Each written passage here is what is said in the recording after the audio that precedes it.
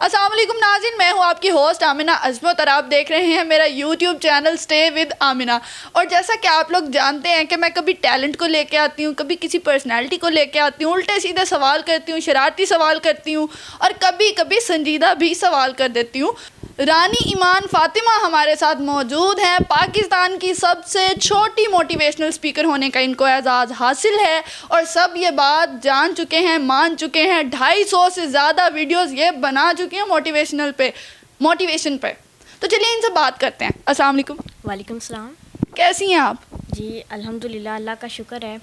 सबसे पहले तो मैं आपका शुक्रिया अदा करूँगी कि आपने अपना कीमती वक्त निकाला मेरे लिए।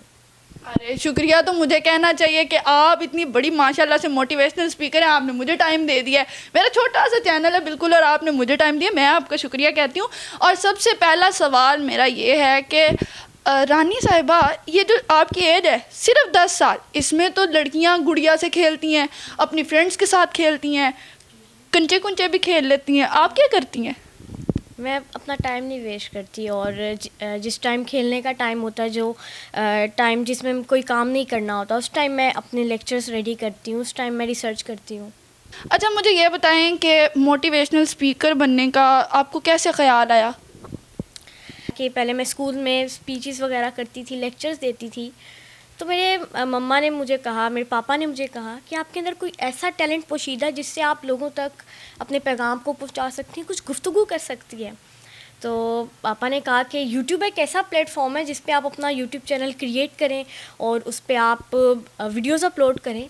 देन मेरे पापा ने कैमरा पकड़ा और मेरी वीडियोस बनाना शुरू कर दी और मुझे बहुत सारा गाइड भी किया। पहले वो मुझे स्क्रिप्ट लिख के देते थे, लेकिन फिर मैं खुद स्क्रिप्ट लिखना शुरू हुई और फिर पापा ने मेरी सलाह भी की और पापा ने मुझसे कहा कि वो ज़िंदगी कैसी जो अपने लिए जी जाए, वो ज़िंदगी तो वो होती है जो दूसरों के लिए जिए। तो फिर पापा ने कहा कि आपने लोगों की इस्लाह करने की कोशिश करनी है, इसलिए मैंने सोचा कि मुझे मोटिवेशनल स्पीकर बनने की कोशिश करनी चाहिए। अच्छा, मतलब आपके बाबा को लगा कि आप अच्छा बोल सकती हैं, तो क्यों ना इस बोलने को इस्तेमाल किया जाए और आप लोगों को अच्छी अच्छी बातें सिखाएं।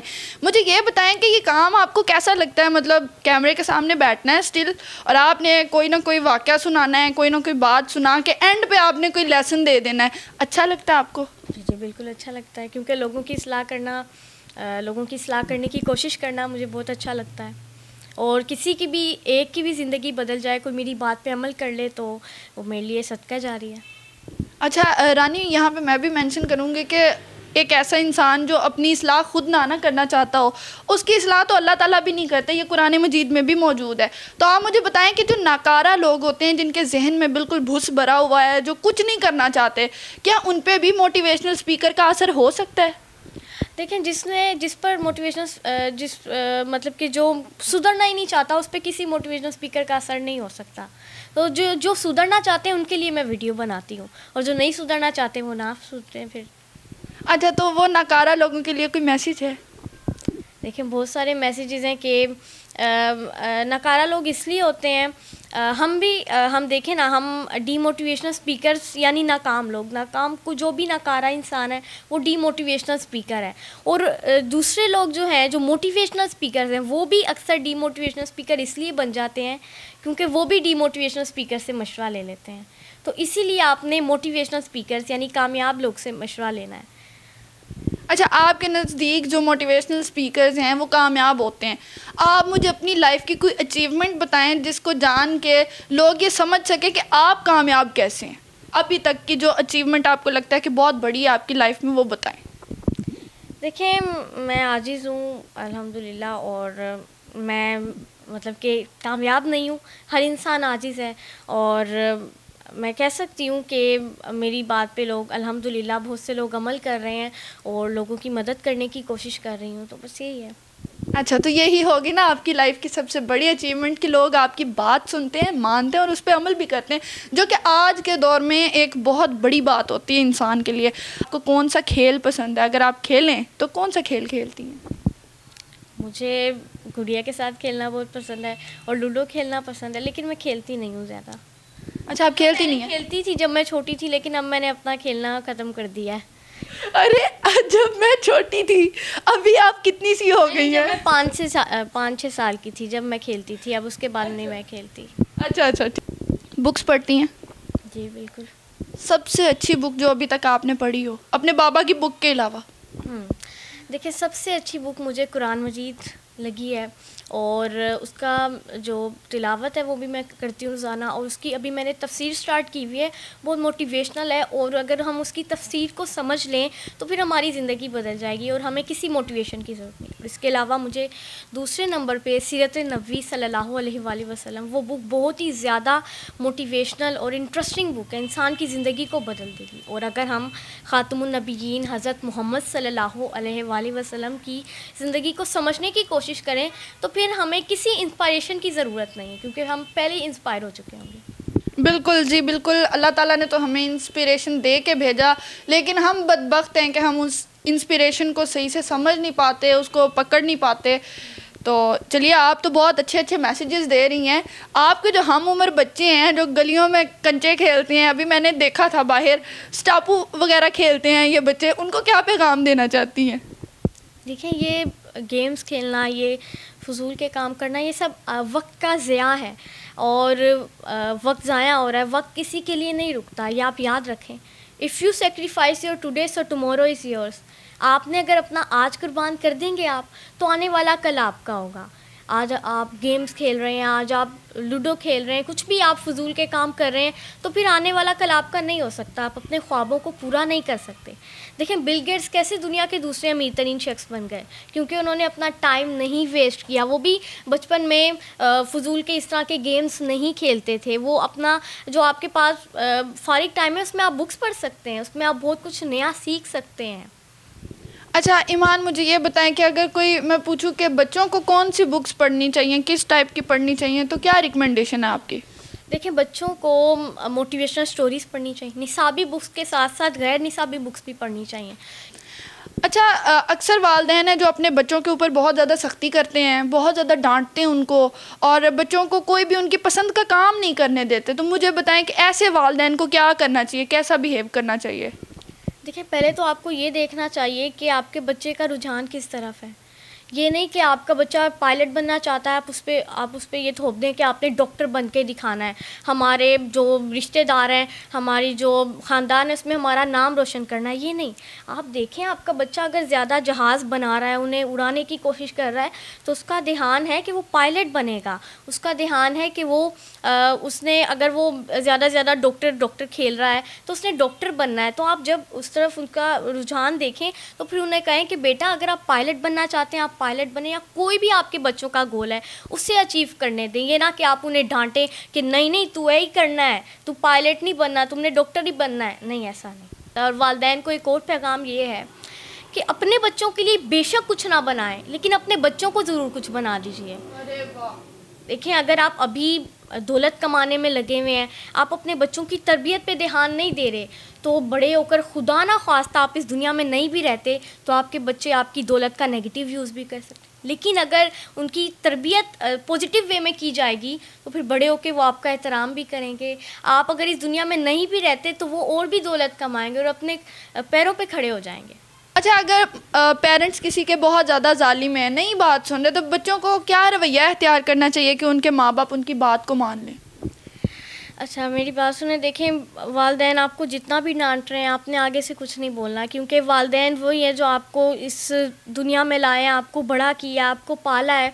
तो आपको अपने देखें, आप अगर अपनी मम्मा पापा को समझाने लग जाएं, तो कहेंगे हुण तू सानू समझांदा पे है। मेरी पंजाबी ऐसी है। अच्छा, वो कहेंगे कि अब आप हमें समझा रहे हैं, तो हम तो आपसे बड़े हैं, हमारा इतना तजर्बा हो गया है, अब आप हमें समझाएंगे। लेकिन नहीं, उन्हें आप ध्यान से बोलें, उन्हें आप आराम से तसल्ली दे के समझाएं कि देखें मम्मा या देखें पापा, मेरा इस तरफ रुझान है, मैं ये बनना चाहता हूँ, ये बनना चाहती हूँ, तो प्लीज़ आप मुझे ये बनने दें। आप मुझे इस तरफ ना टोकें कि मेरा ये काम है तो मैंने ये काम नहीं करना, तुमने डॉक्टर ही बनना है। देखें, मेरा कोई और गोल भी हो सकता है, मैं उसे भी अचीव कर सकता हूँ या कर सकती हूँ। अच्छा, अभी बात हो रही है प्रोफेशन अपनाने की और बच्चों के राग़िब होने की, और बच्चों की जो चॉइस है उस पर बात हो रही है। और बड़ी मज़े की बात है कि एक 10 साला मतलब बच्ची छोटी सी मेरे से ये बातें कर रही है। मैं पूछना चाहूँगी आपसे कि रानी, आप क्या बनना चाहती हैं? आपका क्या गोल है लाइफ में? क्या मोटिवेशनल स्पीकर ही रहेंगी सारी उम्र, या कोई प्रोफेशन सोचा हुआ है? देखिए मैं फ्यूचर में वकील बनने का इरादा रखती हूँ, और इंशाल्लाह वकील के बाद अगर अल्लाह ताला ने चाहा तो जज भी ज़रूर बनने का इरादा रखती हूँ इंशाल्लाह। मुझे ये बताएं कि एक इंसान है, उसे मोटिवेशनल वीडियो दिखाई जाए ना, वो थोड़ी देर के लिए मोटिवेट रहता है, उसके बाद वीडियो ख़त्म तो बंदे की सोच भी ख़त्म, तो वो कैसे रहा जाए हमेशा मोटिवेट?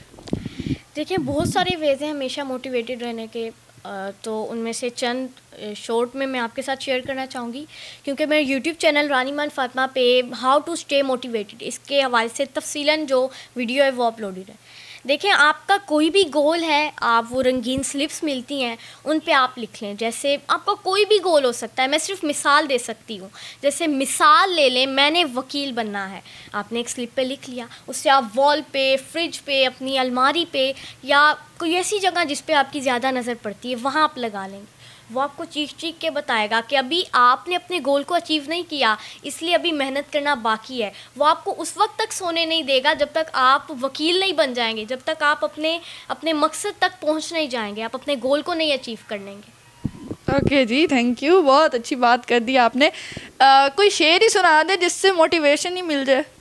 बहुत सारे मशहूर शोरा के मारूफ शेर याद आ रहे हैं, लेकिन एक मशहूर शायर का एक मारूफ शेर, मंजिल से आगे बढ़कर मंजिल तलाश कर, मंजिल से आगे बढ़कर मंजिल तलाश कर, मिल जाए तुझको दरिया तो समंदर तलाश कर। हर शीशा टूट जाता है पत्थर की चोट से, पत्थर ही टूट जाए वो शीशा तलाश कर। सजदों से तेरे क्या हुआ सदियाँ गुजर गईं, दुनिया तेरी बदल दे वो सजदा तलाश कर। अरे वाह वाह वाह। मुझे ये बताएं कि इतने सारे काम करती हैं, editing, graphic designing, video making, आप अपनी स्टडी को कैसे टाइम देती हैं? घर का भी कोई काम काज करती हैं अम्मी के साथ? देखिए मैं एक टाइम टेबल के ज़रिए अपने सारे शेड्यूल को मैनेज करती हूँ। जैसे मैंने एक लाइन लगा के इस तरफ सारे टाइम लिखे हुए हैं और आगे लिखा हुआ है कि इस टाइम में ये काम करना है, और वो टाइम टेबल जो है मैंने अपने स्टडी टेबल पे लगाया हुआ है। आप भी इस तरह से कर सकते हैं। तो जब भी मेरी उस टाइम टेबल पे नज़र पड़ती है, वो मुझे बताता है कि अभी रानी आपके काम करने का वक्त है, तो अभी आपने सोना नहीं है, अभी आपके सोने का वक्त है, अभी अपना टाइम मत वेस्ट करना, अभी आपके बर्तन धोने का टाइम है, अभी अपना टाइम नहीं वेस्ट। अरे बर्तन भी धोती हैं? जी जी, अभी आपके पढ़ने का टाइम है। तो इस तरह से मैनेज करती हूँ टाइम टेबल के ज़रिए। चलें जी, बहुत अच्छा लगा मुझे आपसे मिलके, और थैंक यू वेरी मच। आपने अपने बड़े बिजी से स्केड्यूल में से टाइम निकाला, क्योंकि आप ट्यूशन भी देती हैं बच्चों को और काम भी करती रहती हैं, तो थैंक यू। हमारे साथ मौजूद थी रानी ईमान फ़ातिमा, जो कि पाकिस्तान की सबसे छोटी मोटिवेशनल स्पीकर होने का एजाज़ रखती हैं। इसके अलावा वो प्रिंसिपल भी हैं अपने स्कूल में, जो कि इनके बाबा का स्कूल है एक्चुअली। और देखें, इनसे बात करके ना एक बड़ी मज़े की मोटिवेशन ही मुझे मिली है कि अपना टाइम वेस्ट नहीं करना। 2020 में जो कुछ हुआ है उसको भूल जाएं और 2021 के लिए कमर कस लें, तैयार हो जाएं और अपने साल को बेहतरीन बनाएं। ये मैसेज है रानी ईमान फ़ातिमा का भी और स्टे विद आमिना का भी। तो देखते रहिए स्टे विद आमिना, और हमें कमेंट सेक्शन में बताना मत भूलिएगा कि आपको ये वाला शो कैसा लगा। थैंक यू, अल्लाह हाफ़िज़।